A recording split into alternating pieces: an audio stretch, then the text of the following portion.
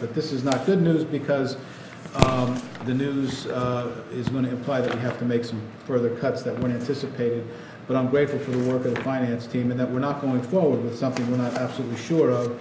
And I'm going to share some of that information with the board tonight and for the benefit of the board, for the advisory committee, and for others who are interested in the budget process.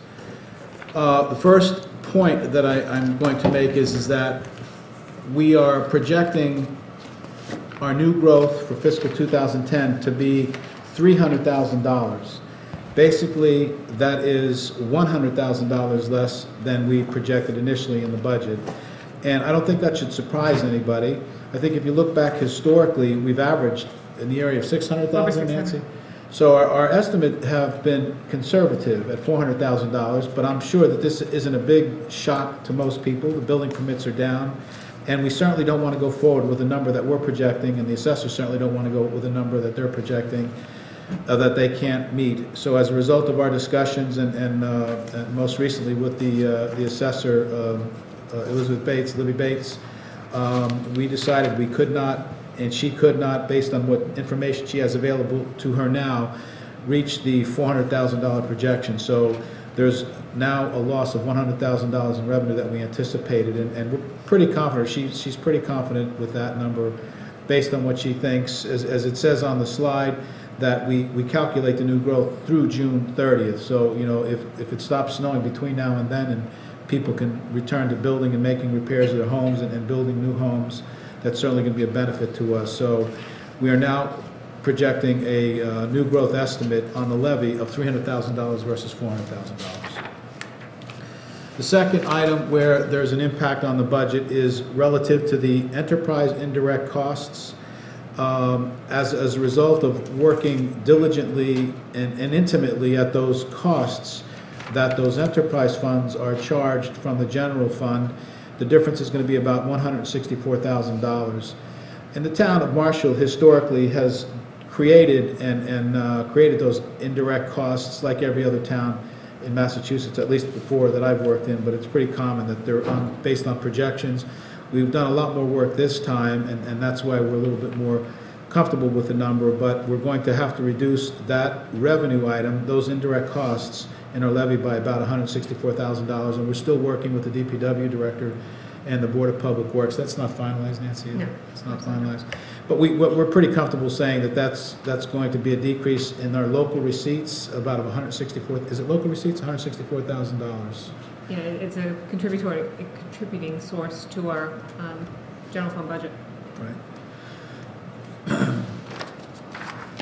And then finally, as a result of our fiscal team meetings, and I'm going to save the school presentation for the school administrators and the school committee, but it's becoming clearer each day that there is going to be layoffs in the budget. And just to explain that when there's a layoff in the budget, if using simple numbers, if it were a $50,000 employee and that person was going to be laid off, not working with the town any longer, we would be responsible for the unemployment compensation. And that unemployment compensation is equal, our liability is equal to 26 weeks, which is a half-year salary. Now, the benefit's going to be longer because the president has voted to increase unemployment compensation, I think, to 40 weeks and possibly even more.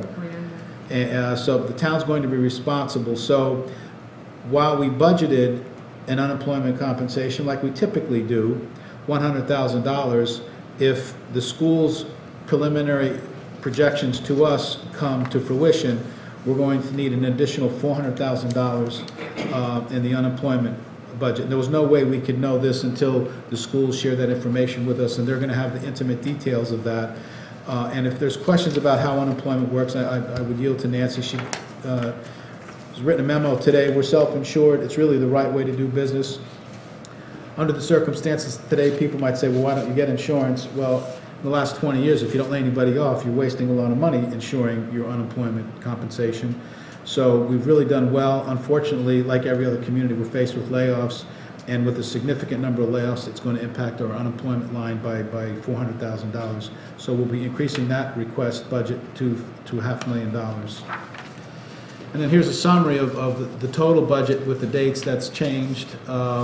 And I guess, in simple terms, the result of what I'm sharing with you now means the schools have an additional $400,000 to cut. They're going to be cutting out of their original budget $2 million. And as a result of these projections, the town's going to cut another $300,000 from our budget, bringing our total to $902,000. So I will, again, work with the department heads to come up with these cuts and look at other alternatives. And I'm going to mention a couple things that could happen so that we stay on top of this. And again, this is the reason why we are keeping you posted as regular as possible as the budget changes. We want you to be on top of it. So hopefully the public will be aware also what we're going through, because this has been a very difficult year. So the schools are going to be cutting $2 million, and we're cutting almost $1 million, $900,000 out of the town's budget.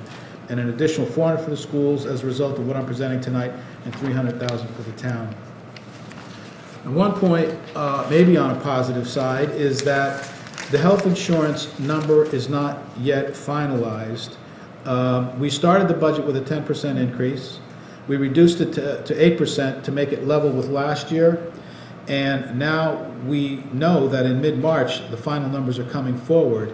There are rumors that it could be significantly less, and I don't really want to get into details to mislead anybody, but I want the board to be aware at this time that every percent less, and that's certainly implying that we think it's going to go down because of that trust that we talked about in the past, the balance in the reserve trust for the program. With that trust available, it could go down, and for every percentage, it would impact us positively by $40,000. So part of what we may do is delay a little bit the review of the budget to see what this impact could be, because this would be positive for the town. But again, because it's in the shared cost area, it would be a savings 50-50. This town and the schools would share in the benefit from the better health insurance costs, which are unique, and it's really a benefit to the town if it does go down, obviously. And I will certainly keep you posted. Nancy and I will be going to that meeting in the middle of March, and once we get that information, we will share it immediately. There's a couple other items that I think are significant that are going to impact the budget in one degree or another. And let me say first that just relative to me, I'm an individual, not in a union, and not part of any other, not part of the bylaw, and I'm not being presumptuous. If I were offered an increase, I'm going to be here a year. Actually, it's a year tonight. So congratulations. I made the first year, and that's a good thing. But I wanted to say that I won't accept an increase if offered one for fiscal year 2010, because these circumstances are so extraordinary that I think it's important for me to do what's right for the good of the whole and to set the right example. And then finally, the federal stimulus package leaves a lot of questions to everyone. Clearly, it's not going to impact our operational budget, but it may indirectly impact our budgets in the future. For example, if some of the stimulus package would fund a capital project that's on our budget, 100%, that would reduce ultimately some of the debt that we would need to incur, but that assumes it's 100%. But right now, anybody's guess is as good as anybody's guess. We don't know exactly what's going to happen. We hear things as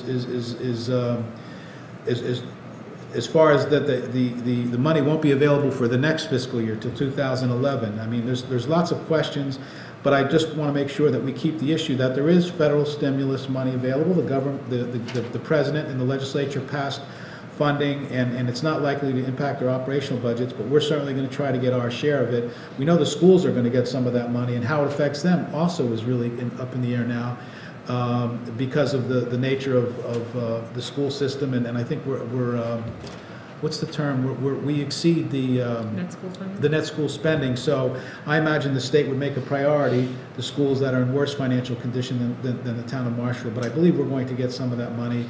And again, no one at this point, we're giving you the best information we have at this moment, March 2nd, 2009. And as that's improved, as better information is available, we will share it with you. So those, as a result, the summary is that we're going to have to make $300,000 more cuts on the town side. The school's going to have to make $400,000 worth of cuts. And I'll be working with you. I'll be working with the management staff, and then I'll present to you a balanced budget for the second time. And hopefully we won't have to continue coming back with bad news. We'll come back with a balanced budget. But it's not. All right. Any other discussion this evening? that. Thank you very much. And that concludes tonight's meeting. So thank you. Thank you.